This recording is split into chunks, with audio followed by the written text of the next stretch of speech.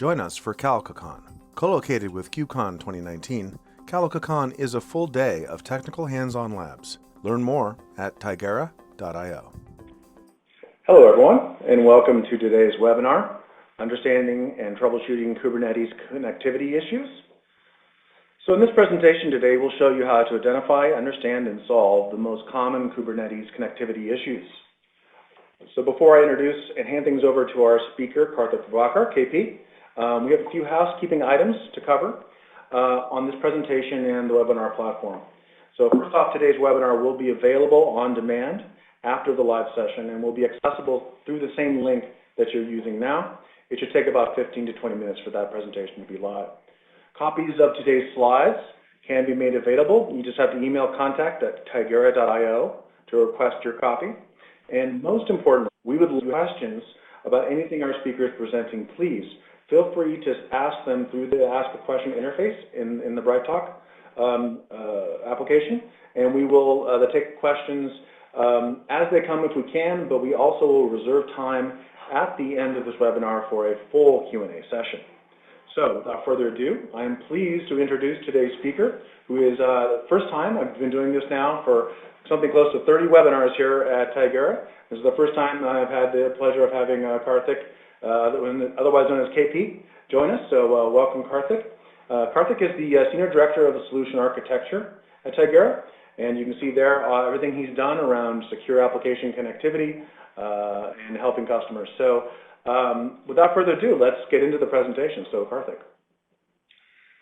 Thanks, Michael, and good morning or good afternoon or evening, depending on who everyone is. Looks like we have actually a pretty massive audience here, so glad to see all of you join. Obviously, when you look at Kubernetes and the sort of different frameworks for Kubernetes, for connectivity that Kubernetes presents, there are abstractions that are used, and they're used for different reasons, right? So there's obviously things like making sure that your pods, which are your atomic unit of work in Kubernetes, can communicate with each other. So we'll spend a little bit of time on that today. And because your pods are dynamic and transient, Kubernetes presents this abstraction called services, right? Where you have a nice abstraction in front of dynamic and transient pods. And we'll explore that as well. And how you find services is by leveraging constructs like DNS. But then beyond that, once you get past the basic connectivity, how do you secure your workloads so that only the right workloads are allowed to talk to each other? You have the right level of isolation. That is afforded by network policy. Ingress is a construct that is commonly used for traffic coming into the cluster, especially if you're looking for layer 7 termination and host headers. And that's also something that's commonly used in Kubernetes deployments. And increasingly, over the last couple of years, 2 or 3 years, you actually find that a lot of microservices deployments in Kubernetes benefit from deploying a service mesh like Istio together with Kubernetes because of the value it provides in observability, traffic management, security, and so on. So all of these are sort of constructs that you get with Kubernetes, and so it's no surprise that a lot of people are intimidated by looking at all of these constructs and trying to understand, and certainly when they have issues, troubleshoot it. And the way I look at this is, when you look at a formal dinner setting, you look at all of the different choices available to you in terms of your silverware, right?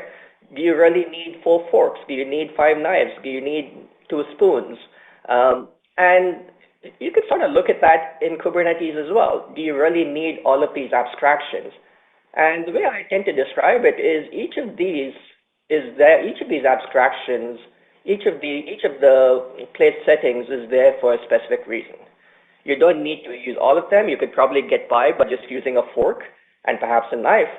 But if someone places a soup bowl in front of you, you're going to have a hard time using a fork to slurp up your soup.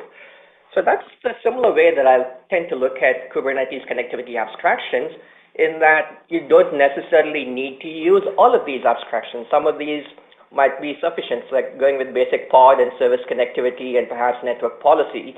But ultimately, as you start to deploy real-world applications, it's best to understand where each of these abstractions is the best fit so that you can pick the right tool for the job. And so given that we will not have time to cover all of these in sufficient depth in this webinar today, I'm going to split this up into multiple sessions, and today we'll focus on the core elements of pod connectivity using CNI. We'll also talk about services and KUBE-PROXY, both using the newer IPVS-based KUBE-PROXY as well as the IP cables-based KUBE-PROXY, and also how DNS and service discovery works in a Kubernetes context.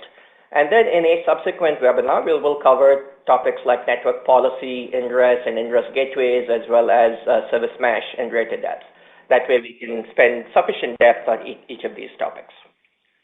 So that said, I'm going to make do just a quick intro about Tigera in case you haven't heard of Tigera. Tigera has been involved in Kubernetes since the early days and has been very focused on the networking and network security within Kubernetes. Obviously, we've also been working upstream, and in fact, some of the upstream concepts or the core concepts of Kubernetes like network policy, how CNI is used. Tigera has had a direct hand in enabling some of these concepts and in many cases even maintenance, such as in the case of CNI. We've also been very involved with service mesh technologies like Istio and Envoy. And today, when you look at a number of the very large Kubernetes deployments, the most advanced clusters, generally you find Calico widely deployed as part of that, Calico being Tigera's flagship project. Now, skipping past the introductions here, for this particular webinar, I'm going to make some assumptions on your profile.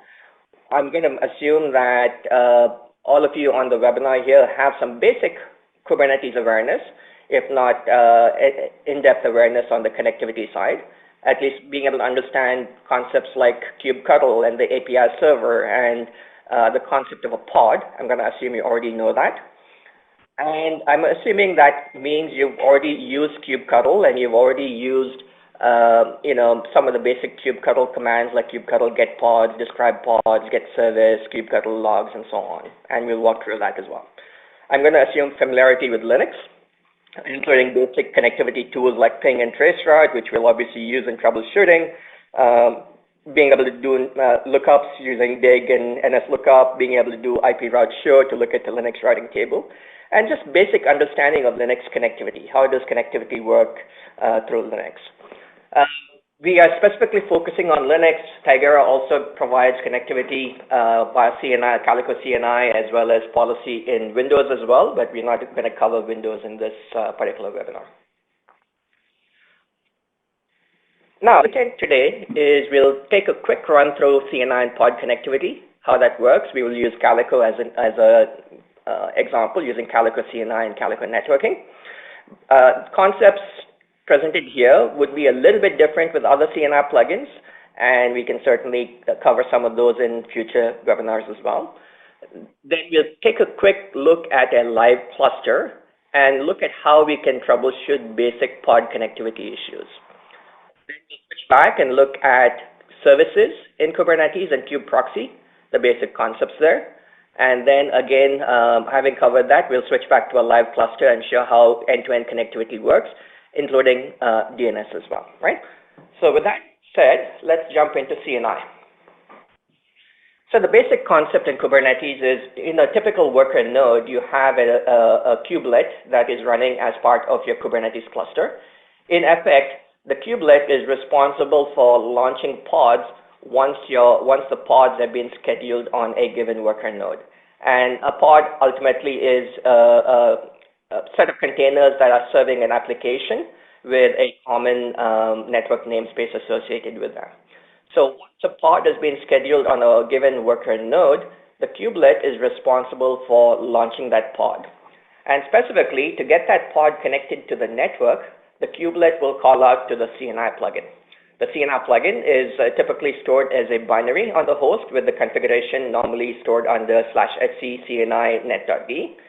And what happens is when the kubelet launches the CNI plugin, together with the IPAM, the IP address management that goes hand in hand with the CNI plugin, in effect, it's the job of the CNI plugin to assign an IP address, or the IPAM plugin to assign an IP address to that running pod, and essentially take that virtual Ethernet connecting that pod to the host that the kubelet is set up and make sure that the connectivity works for that pod to the rest of the cluster and to all of the other pods in the cluster. So in a nutshell, what happens in the Calico CNI case is that the kubelet calls out to the Calico CNI plugin and either the host local or the Calico IPAM module. And when it's asked to network this particular pod, it finds a way to assign an IP address to the pod and then gets that pod connected to the network. The way it does that is obviously when you have a virtual Ethernet that connects the pod into the host networking namespace, in effect, an IP address gets assigned by Calico IPAM, and it writes that workload ID to the data store, which happens to be either Kubernetes or it could be a standalone key value store like etcd. And in effect, what happens then is that now we need to get that pod connected to the rest of the network so that it can communicate with pods running on other worker nodes. And in effect, what happens in that scenario is that Calico CNI, in effect, creates the workload ID in the data store. And separately, we have another Calico node agent, which is running as a daemon set. So that is a pod that gets automatically started on every worker node in the cluster as the worker node bootstraps. And the Calico node agent has something called Felix, where Felix realizes, look, I have a new pod in my node, and I need to create a little route in the Linux routing table that says to reach this particular pod, in this case, the pod's IP address is 1.2.3.4, I want to send traffic down the virtual Ethernet assigned to the pod so that local connectivity within the node works. Separately, if you have, depending on the connectivity mode chosen in Calico, Calico gives you a variety of modes. We have agents running on all of the other nodes as well. And if you happen to be using VXLAN, where you're using VXLAN for encapsulation between nodes, in effect, the Felix nodes, the Felix agents and other nodes, in effect, also discover the fact that this workload happens to be running on worker node 1. And the Felix agent in worker node 2 essentially creates an aggregate route pointing to the pod IP, or in fact, an aggregate route pointing to a range of pod IPs. The next hop for that being the worker node 1, and pointing to a VXLAN that Calico device that Calico creates in the Linux kernel. And ultimately, traffic that is sent to that particular device gets encapsulated in VXLANs, i.e. Ethernet packets encapsulated in UDP, in IP packets with UDP port 4789 and sent across the wire. So in effect, what happens is all of the other nodes in the cluster now know how to reach this particular pod that has been bootstrapped.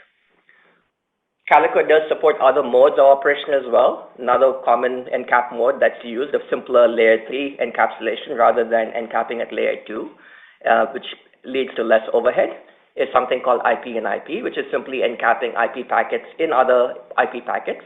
So the packets coming in from the pod are encapped into a bigger IP packet, but in this case using the source and destination IP of the hosts themselves. So all of this traffic flows seamlessly across any intermediate infrastructure as long as you have IP connectivity between hosts. And essentially we have an internal protocol that we use. Specifically, we use BGP using a daemon called Bird to communicate routes between different nodes. And in effect, when traffic gets sent by the pod, they are encapped into these bigger packets and sent across the wire using IP and IP encapsulation. And each of the addresses there, 1.2.3.4, 5.6.7.8, are all just IPs given to pods. These are all derived from a cluster CIDR that is used when you deploy the Kubernetes cluster, and ultimately are mapped into a pod CIDR, which is used by Calico IPAM to assign IP addresses. Calico also has a more sophisticated and advanced capability of being able to not use encapsulation at all and simply use normal IP addresses with no encapsulation. And in this case, if your worker nodes are all in layer 2 adjacent in the same layer 2 segment, perhaps in a similar availability zone within your cloud environment, or in the same subnet within your on-premise environment, or if you're able to peer Calico with your infrastructure, for example, you can peer your Calico node agents with things like your top of rack and be able to share your pod IPs as first-class IPs within your infrastructure. In this case, we'll notice that the route actually points to dev ETH0 rather than previously pointing to dev VXLAN like Calico or dev tunnel 0. In this case, what you're doing is we're simply using the Linux kernel for normal IP routing via packets on the wire.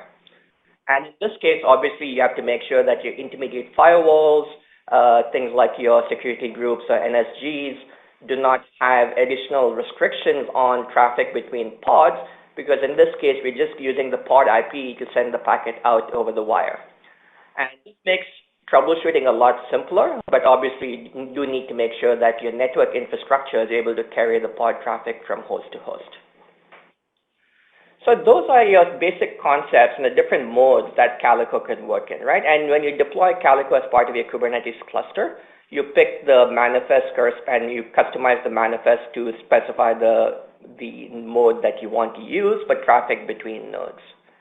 So let's now take a quick look at how this actually works in practice. And before I do that, one other point I'll mention before I get to that is ultimately in Kubernetes, you assume that when pods come up, pods are given an IP address. Every pod has a unique IP, and there is seamless connectivity between pods. Now, in practice, you may not want all pods to talk to each other, and for that purpose, Kubernetes provides an abstraction called network policy. The Calico team actually helped define network policy upstream in Kubernetes. And fundamentally, you define your isolation primitives in a declarative manner, a little bit decoupled from your network connectivity. And ultimately, it's the role of a network policy implementation, which Calico also provides, to be able to dynamically segment your applications from each other as these pods come and go. And for this purpose, essentially what Calico does is leverage the Calico node agent to create this declarative policy, but instantiate it using whatever mechanism, whether it's IP tables and IP sets, or XDP at a lower layer in the Linux kernel stack, to be able to dynamically create rules for isolation at the point in which the pod connects into the host. So you're already isolating the pod even before it connects to the host. And optionally, Calico can also do this policy-driven protection for the host interfaces as well, to not just protect pods, but also to protect services in Kubernetes, such as node ports, as well as other host networked applications, as well as protecting the Kubernetes control plane itself. But that is a topic for a different webinar. So for now, let's go look at pod connectivity and how do we troubleshoot them. So given this flow of traffic between pod to pod, if you look at pod sending traffic to the host routing traffic to a remote host, ultimately, there are different places where things can break. First of all, the pod might show up and it might not get an IP address. So how do you troubleshoot that? Typically, you would want to look at the CNI plugin concern in the IPAM module, and the way you would do that is by looking at the kubelet logs, because the kubelet is what is calling these binaries. Second is the pod sending traffic to the right IP address, right? If you're trying to reach another pod's IP over the network, is the pod sending traffic over the virtual Ethernet, and is it getting to the host? It's getting to the host. Does the host have the right routes to be able to route traffic to the remote host to get to the other pod? In other words, is the routing table correct? The fourth thing you will look at is, assuming the routing table is correct, has the traffic been encapsulated correctly? Or if it hasn't been encapsulated, is it still being sent out over the wire or the virtual wire? Is it going out over the Ethernet interface? The fifth place you will look at is, if it's being sent out over the wire, is it being received on the remote node? In other words, has your network infrastructure in the middle actually carried the traffic all the way over to the remote node? Do you have a security group or NSG that is preventing traffic? Do you have an intermediate firewall? Is your intermediate router dropping traffic? So if the traffic actually gets to the remote node, that's a good sign. So traffic has actually made it all the way to the destination node.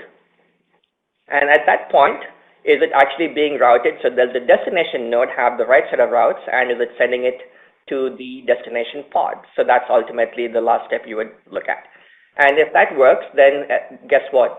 For the return traffic back from the destination pod back to the source, you would essentially retrace the steps, but in the opposite direction.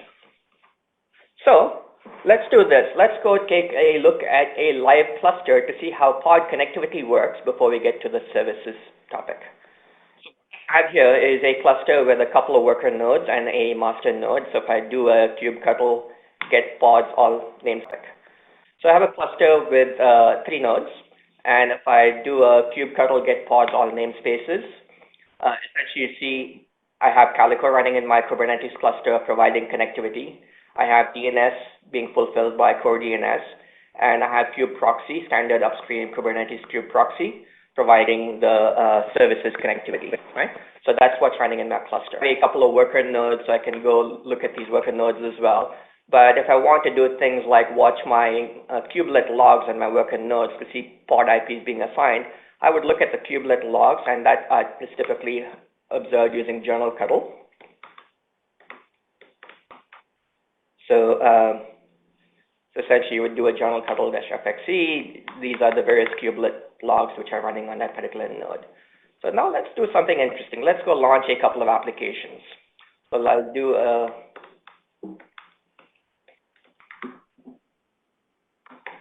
I'm just going to deploy an Nginx application together with the CentOS pod as a client. And in effect, I've created a CentOS pod as a client, and I've created a couple of replicas of Nginx within the NS1 open namespace and a service that is fronting them.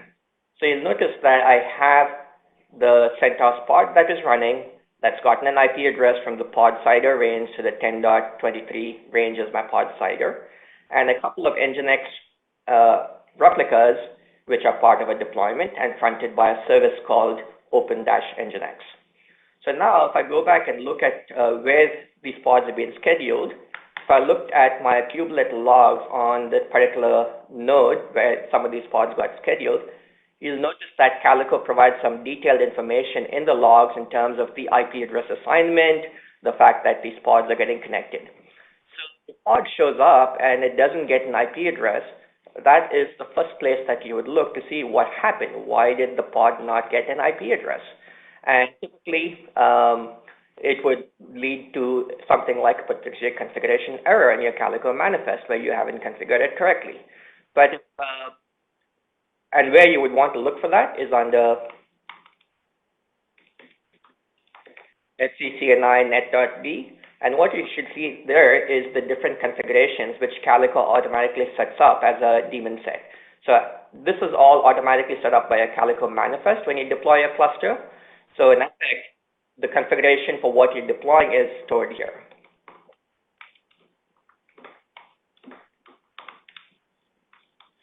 And typically all of this is seamlessly configured by Calico, including the access to things like kubeconfig and so on. Now, the next thing you'll want to check is, in this case, since my pod came up and an IP address was assigned correctly, now how do I reach other pods in the network? So let's do this. So let's do a kubectl exec into the pod. So we're going into the pod which is running in NS1 open namespace, and the pod name is CentOS open. Right, so now we're inside the pod's namespace, and now we have to figure out, can we connect to other pods? So let's say we're trying to connect to the CoreDNS pod. That is the IP address of the CoreDNS pod. So can we ping it? Guess what? We're able to ping it. So that's great, because now we're able to connect from this CentOS pod to other pods within the infrastructure.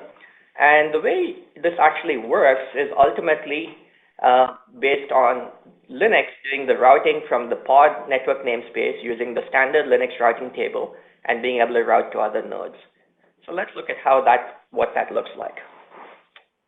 In this case, in this particular cluster, I've deployed it using VXLAN. So if I look at my cluster, essentially what I have is I have Kali interfaces. If I do an IP address show, essentially I have the Ethernet interface, which is ENS5 in my case. The Docker bridge is unused by Calico, so we ignore that. And what we have, and ignore the IPVS Kube IPVS, that's for services, we'll come to that in a second. But for every pod that is running on that particular node, Calico creates a Kali interface. So since I have 3 pods on this host, I have Kali interfaces for each of them. And in addition, I have a VXLAN interface that's set up for encapping via VXLAN because I deployed the cluster using VXLAN. So if I go look at a particular host, if I do an IP route show, in effect, what Calico has set up is it's set up a /32 route for every pod running on that particular host, pointing to the particular Kali interface. Similarly, Calico, the Felix agent, is also set up an aggregate route, as you see here, for traffic destined to pods on remote hosts, so a /26 route, pointing to the host that that pod happens to be running on. In this case, it points to that remote VXLAN endpoint on that host and says, send it out the particular device, VXLAN Calico, so that the kernel actually does the VXLAN encapping. Often you want to make sure that things like your MTU are correct. This is also things that you can tweak via your Calico manifest. Most of these are typically set at defaults, which are pretty safe. But generally speaking, that's all there is to it in terms of making sure that your pod connectivity between hosts works correctly. It is simply to make sure that you have the /32 routes for the individual pods, and that pods on remote hosts, you have a route in the Linux routing table pointing to the corresponding hosts, right? So if those do not exist, what do you do? Then you can actually go back and look at a couple of things. You can look at, first of all, what are my logs for my Calico node? Are there issues? Did I have issues in the Calico CNI plugin? And if the routes don't exist, I can go look at the logs for my Calico node pod to see if there's any errors there. So what I would do in that case is do a kubectl log.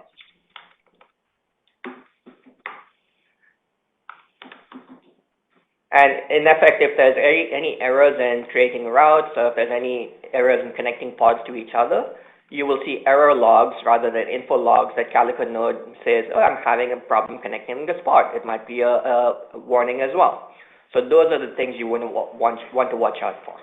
And you can see here, generally when things work well, you get informational logs, but things are very good because now you have pod connectivity between the CentOS pod and other pods in your infrastructure.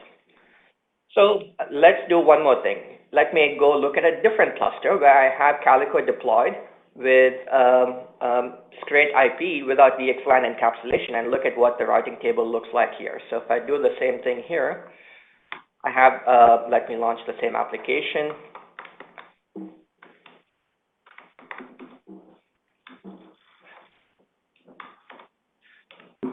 And what you'll see is the app starts up here with the same services and so on.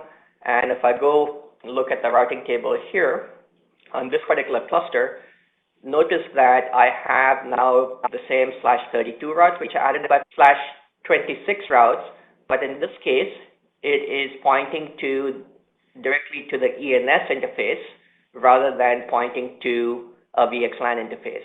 So in this case, Calico is sharing the routes with each other using the bird daemon, the same aggregate routes, but in this case, it is pointing directly to the destination host's IP address and pointing directly to the Ethernet interface without encapsulation.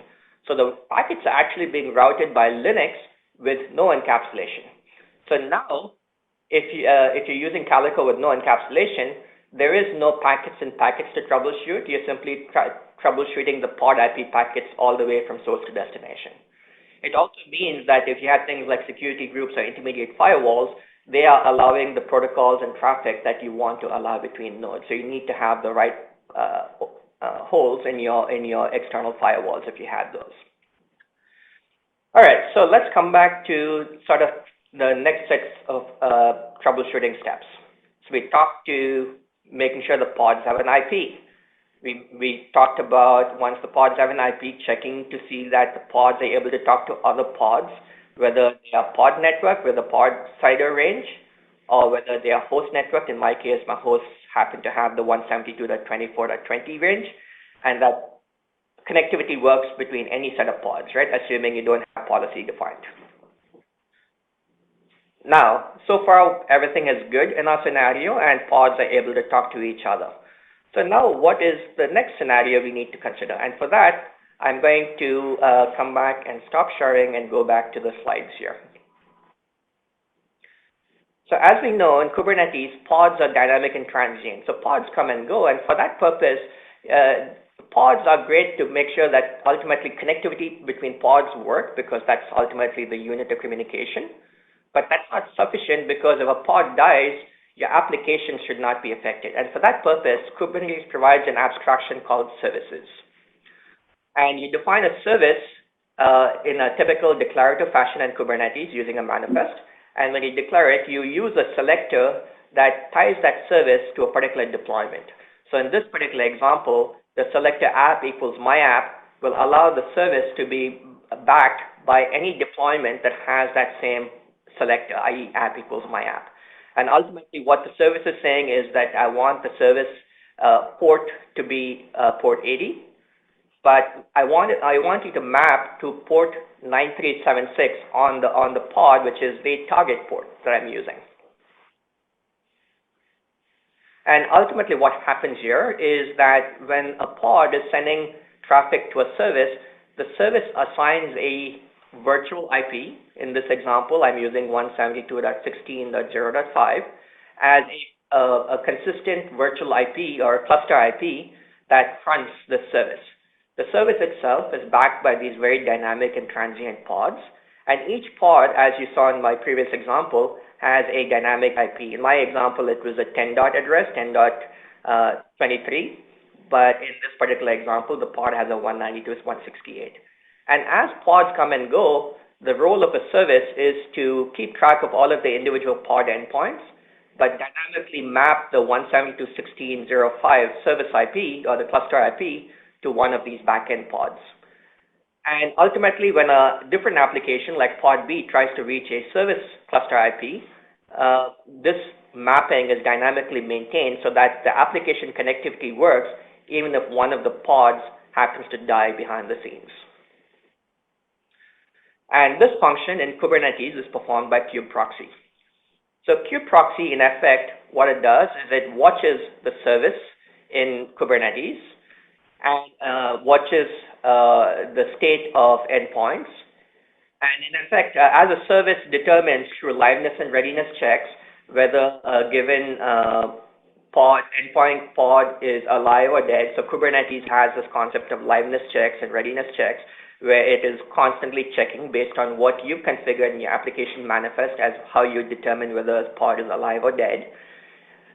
Service also dynamically watches that state, and ultimately KUBE-PROXY is watching the service and dynamically creates NAT rules in either IP tables or IPVS to manage that mapping between the service IP and the actual pod IP. So in effect, for a cluster IP, in effect, KUBE-PROXY is dynamically creating these IP tables rules. So that's how you get this mapping from the 172.16.0.5 to one of the pod IPs. KUBE-PROXY, there's a second mode called node ports, which in effect, because a cluster virtual IP is not typically accessible from outside the nodes themselves, if you're trying to access your Kubernetes service from outside the cluster, Kubernetes assigns a dynamic port typically in the range of 30,000 to 32. KUBE-PROXY also then creates rules for any traffic coming into the host from outside on one of those ports that Kubernetes has assigned to be dynamically natted into one of the pod IPs. And if the pod happens to be on a remote node from which the external traffic is coming in, KUBE-PROXY will also automatically SNAT the traffic so that the return traffic also egresses the same way. Fundamentally, what the function of a service is to provide a well-defined connectivity abstraction in front of pods, because ultimately pods themselves are dynamic and transient. So in Kubernetes, there's 4 different service types in common use. So I'll ignore none for now because that's not very commonly used. The default in Kubernetes when you create a service is to use something called as a cluster IP. In effect, what happens is Kubernetes assigns a IP from a particular range called the service CIDR range. Keep in mind the service CIDR range needs to be distinct and different from the pod or cluster CIDR range, which is used for pods. And in effect, as a service gets created, the Kubernetes will assign one IP address from that service-side range for that particular service, and that particular IP is called the cluster IP. KUBE-PROXY notices this and dynamically will create the rules in IP tables or IPVS. The more widely deployed implementation of KUBE-PROXY uses IP tables, but there's also a newer implementation that uses IPVS, and we'll actually explore both. The other type of service is, like I said, a node port when you need to access the service from outside the cluster. And yet another type of service is something called as a load balancer.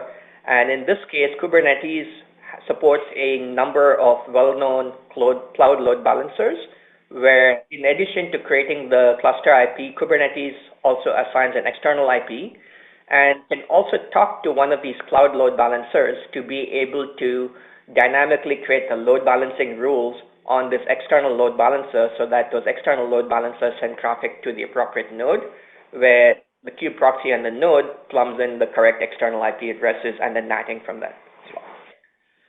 So let's go take a look at how this works. Actually, before we get to dig into KUBE-PROXY, Kube-DNS is ultimately how you would do a service lookup in Kubernetes, how you would discover services. The way this works is when you bootstrap the cluster, normally you have an implementation that's providing DNS in your cluster. In the current versions of Kubernetes, that happens to be CoreDNS, which is the implementation for KUBE-DNS. So in this case, what you have is a handful of pods. In my example, I'm showing 2 pods, which are running the CoreDNS application, providing the DNS server functionality. And they are backed by a particular service IP. In this case, I've assigned it the IP address 10.96.0.10, right? So ultimately, these multiple KUBE-DNS/CoreDNS pods are backed by a well-defined service IP. So anyone in the cluster that does a lookup at this particular service IP will get a DNS resolution of what they're looking for. The second thing that happens in Kubernetes from a DNS perspective is as pods come up within the etc resolve.conf inside the pod, Kubernetes automatically sets up the correct values for the right name server to use. So in this example, the name server is given the service IP for KUBE-DNS, which is 10.96.0.10. And also, it sets up the correct search path to use. So if you notice, the search path now includes the particular namespace that this pod is running on, service.cluster.local, followed by service.cluster.local, followed by cluster.local. So when an application in the pod does a lookup of a service name without giving it a fully qualified service name, in effect, KUBE-DNS first suffixes that service name with the fully qualified domain name for that particular namespace, .service.cluster.local, and sends that request to CoreDNS. And so CoreDNS is actually able to find the correct service IP for that particular namespace and the service within that namespace. Secondly, if that particular service is on a remote namespace, then ultimately that search path can help find the service on the remote namespace. By default, you're always looking up the local namespace first. And fundamentally, what happens with CoreDNS and KUBE-DNS is the resolution gets set up such that as services get created, the IP address for the service or the cluster IP or other service discovery artifacts can be discovered using DNS. DNS doesn't have to be the only way you do service discovery, but it is also a very common way that people use the service discovery in Kubernetes. So let's go take a look at my cluster again to see how this actually works in practice.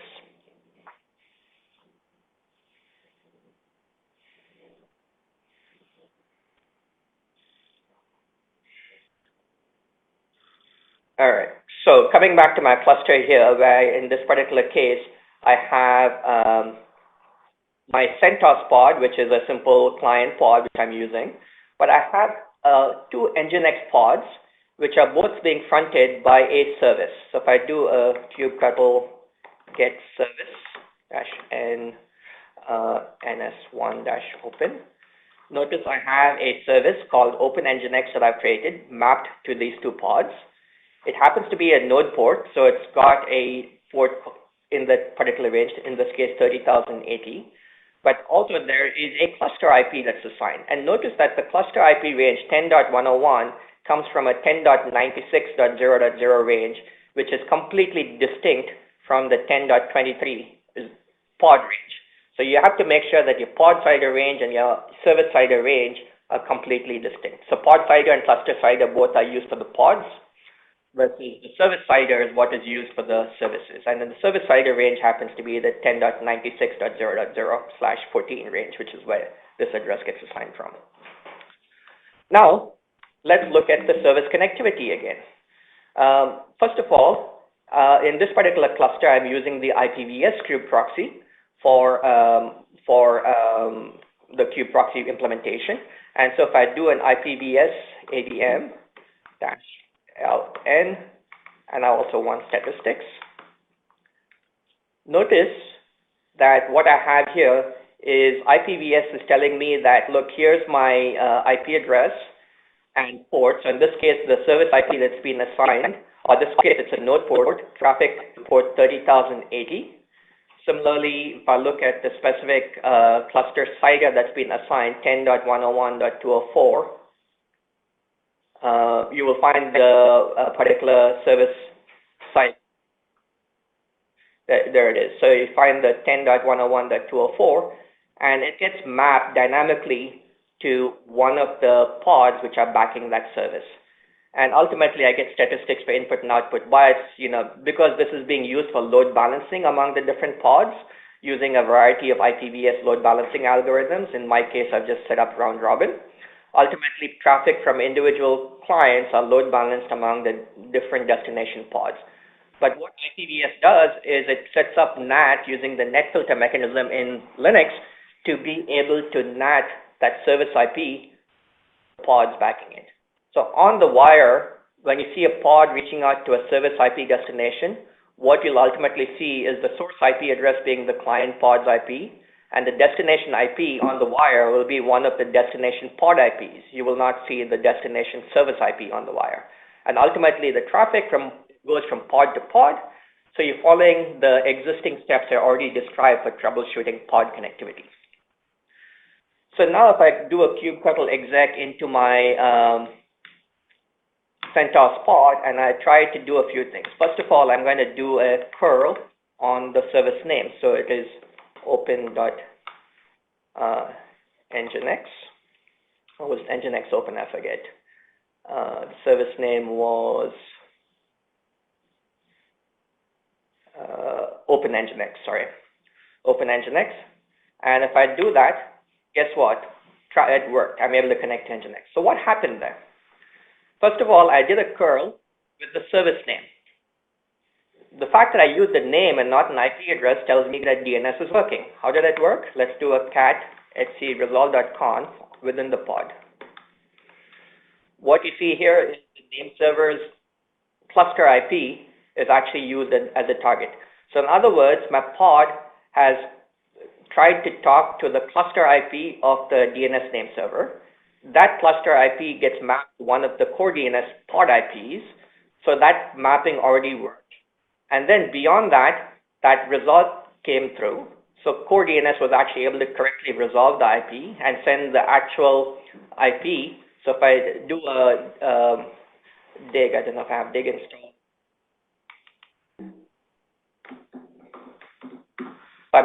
You wouldn't normally install these inside a pod, but I'm just doing it for the sake of showing you how this works. Okay,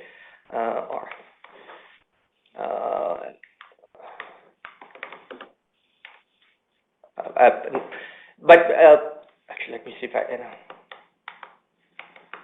should use the better client pod to troubleshoot. The fact that DNS lookups did work. So if you actually look at the DNS response that you get when you look up OpenNGINX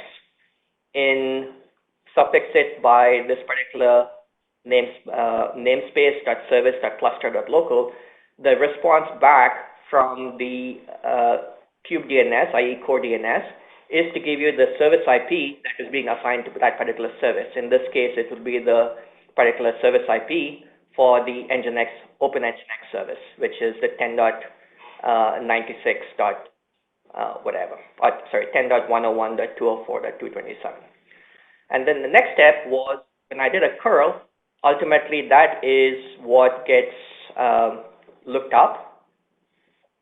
And then this particular pod, the CentOS pod, sends traffic to the 10.204 address, which gets mapped into the pod IP of one of the Nginx pods.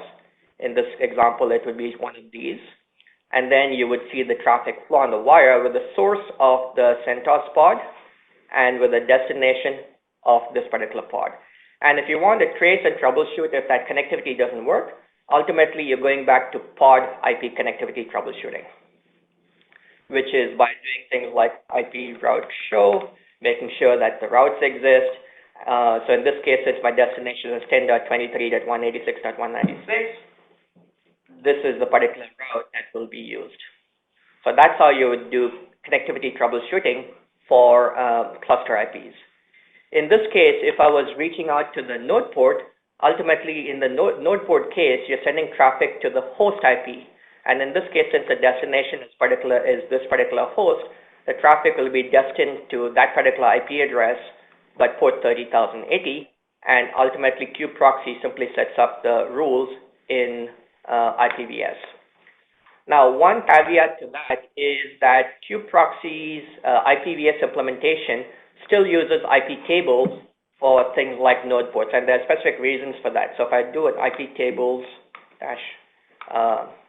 save -key nat and pipe it to less, notice that there are still some routes that are being created by KUBE-PROXY for things like node ports.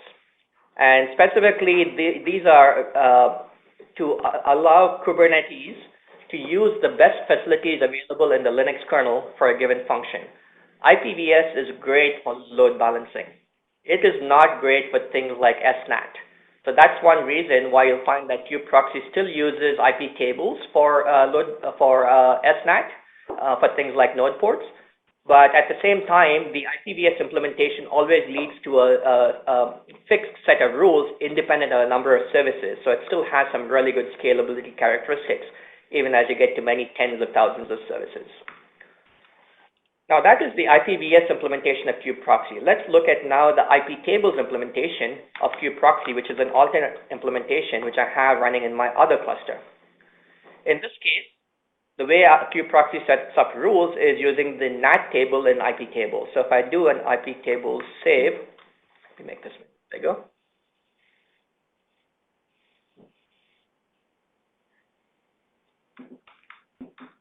-d NAT, and if I pipe it to less, notice that in this case, KUBE-PROXY has created a number of rules. So the first thing it does is KUBE-PROXY will first set up a jump on the output chain to talk to Kube services. And within Kube services, if you look at what this does, for every service that is running in your cluster, it creates a set of rules saying point to a particular other chain called Kube service chain. And sets up also the masquerade rules when masquerading is required. So as an example, notice that for the service that I just created, which is the Nginx Open service, I have these two rules, which says here's setting up my masquerading rules and the jumps, and also I am going to do a jump to this particular Kube service chain. And so ultimately, for every service in my cluster, including for the Kube-DNS service, including for the services that users create, like the one I created for Nginx Open, you'll find those two rules and then a jump. And then if you follow that jump, in this case for the Nginx Open, the jump is to, let's say, Kube service, this particular chain. So if I go look for that particular chain, which is right here, notice I have two rules as well. What that first rule is saying is I'm going to do this load balancing using a random with a probability of 50%. And for 50% of the cases, I'm going to jump to this Kube SEP with this IDE, which is randomly generated. And for the remaining 50% of the cases, I'm going to jump to this other chain called the kube set with a different ID. And if I go look at what those two chains are saying, ultimately XAD, so here's the second chain. What this is saying is for 50% of traffic, I'm sending traffic to this one pod that is backing the service. And for the remaining 50% of time, I am sending traffic to this other pod, which is backing the other service. So this is how KUBE-PROXY does very, very rudimentary load balancing by using Prabhakar. And ultimately, your traffic simply flows eventually to a pod, right? So if you're troubleshooting KUBE-PROXY, for example, if you're trying to reach a particular service IP and you're not able to reach the service IP, what you'll be doing is going through the sequence of 1, 2, 3, and 4 jumps for every service to see, hey, is traffic reaching that particular pod? A good way to troubleshoot that in practice, and I'll just give you this as a tip here, is you can use commands like watch -d, IP tables, ENL, -d on the NAT table, of course, which is where KUBE-PROXY puts its rules, and I'm going to grep with additional lines. Actually, let me do one thing here. I need the chain name. Let's say I'm troubleshooting this particular chain. The chain name happens to be this one right here. So I do a watch -d.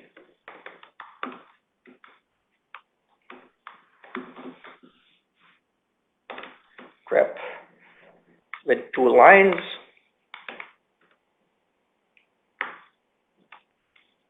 Oops, I forgot. There we go. There's a typo there.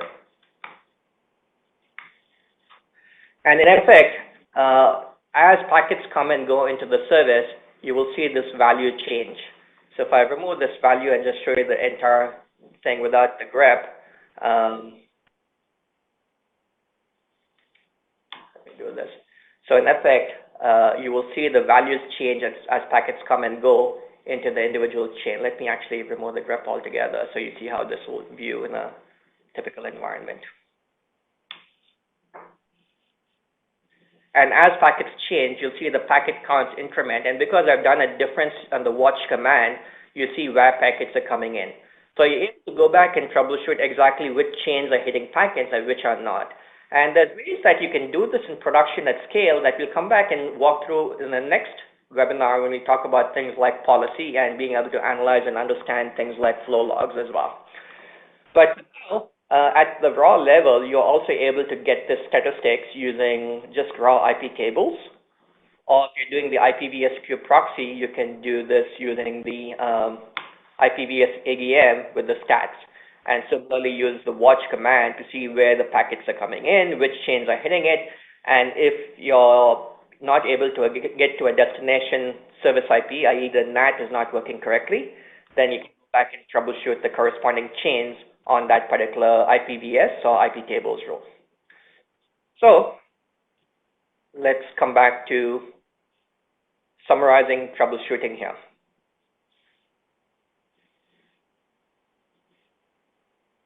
My browser just came back. All right, so now what we're seeing is ultimately when you have to troubleshoot service connectivity, what are the different places you can look at this? First of all, are the pods that are backing a given service healthy? In other words, if you have a service that is being backed by 3 pods, Kubernetes is constantly doing liveness and readiness checks based on the liveness and readiness checks that have been defined by the application in the manifest to make sure that the pods are healthy. If the pods are not healthy, Kubernetes will kill them and try and restart them. But for whatever reason, sometimes the application fails, or there might be other factors where the pods cannot be restarted. Maybe you run out of capacity. Maybe you don't have enough memory or CPU for Kubernetes to restart the pods. So it's possible that none of the pods in your service are healthy. The way you determine that is if you do a kubectl get service and kubectl describe pod to see if the pods in the service are healthy. If they are healthy and the service IP is still valid, then the next thing you can check is is KUBE-PROXY working correctly? And the way you would do that is by looking at the KUBE-PROXY logs to see if it is correctly plumbed the rules for the service.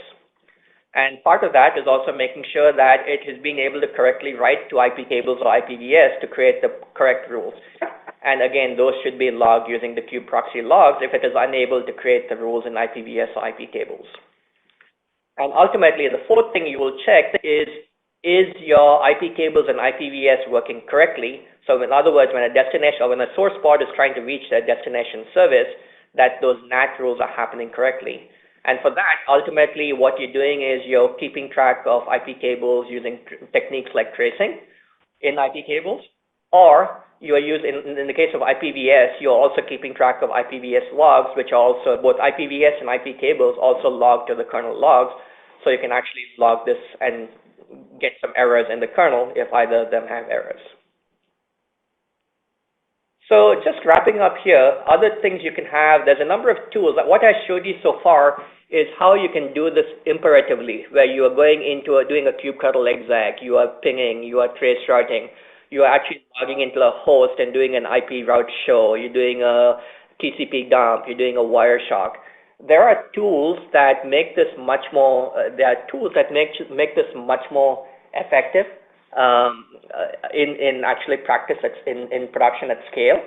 And specifically dealing with this involves how do you as a cluster operator make this much more much more declarative, where end users can troubleshoot connectivity problems before it happens.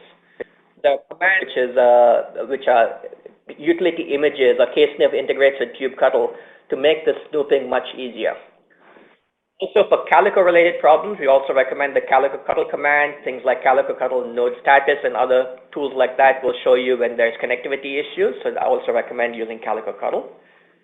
Last thing I'll mention is if you want to do this as a cluster operator and make this sort of troubleshooting information much more evident to users at scale, also come talk to Tigera, because we do have other products like Tigera Secure that are much more focused at operators to help operators be able to troubleshoot this at scale in production and provide the right level of visualization tools and visibility to be able to give flow information out to end users. So with that said, I am going to stop and in the 4 minutes left, take any questions we have. Also, if you have any questions, or if you do want to follow up, do reach out to us either via the Tigera.io website or email us at contact@tigera.io, and we'd be happy to take any follow-up questions that way as well. So if you guys have any questions, please ask them quickly. Unfortunately, the webinar is going to auto shut off in 3 minutes. So if this webinar does shut down, that's why. Something we can't change once the webinar is started. So 3 minutes for questions. Otherwise, as Karthik said, we'll take questions on our website or by email. Or Yep. And also, as you mentioned, there will be another session of this covering the other topics, and we can certainly review some of this as well. Yep. Now the questions that come up on the chat, there's a question here saying if we have 2 pods with running on the same node, will they talk over a VXLAN tunnel or over just raw IP? Ultimately, if you have pods on the same node, ultimately you're using the Linux kernel for the routing, and since you have routes in the Linux kernel that have /32 routes for each pod, ultimately everything in Calico is a routed hop. Everything, even from pod to pod on the same host, will still go through the underlying host, but it's not going to be encapped across VXLAN, because keep in mind, these are running on the same host. You have /32 routes for the source and the destination pod, and it's still a routed hop. It's still in Calico's network policy, but it doesn't necessarily be encapped into VXLAN, because ultimately VXLAN is being used for encapping in between nodes. Hopefully that answers your question. Happy to folks have questions. If not, we will wrap up. We've only got a minute left, so I think at this point, I'd like to thank you guys all for attending. This webinar is great information. Thank you so much, KP, for presenting. And do check back. This presentation will be made live, and we can have copies of it sent to you if you'd like. And well, again, we do 2 a month. The next webinar is yet to be scheduled, but it will be in this month at the end of September. So look for notice on that. All for attending, and I hope you guys have a great day. Thank you.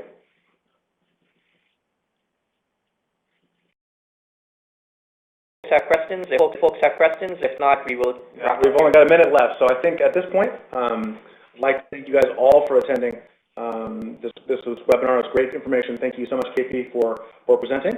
And you know, do check back. This presentation will be made live, and we can have copies of it sent to you if you'd like. And well, again, we do 2 a month.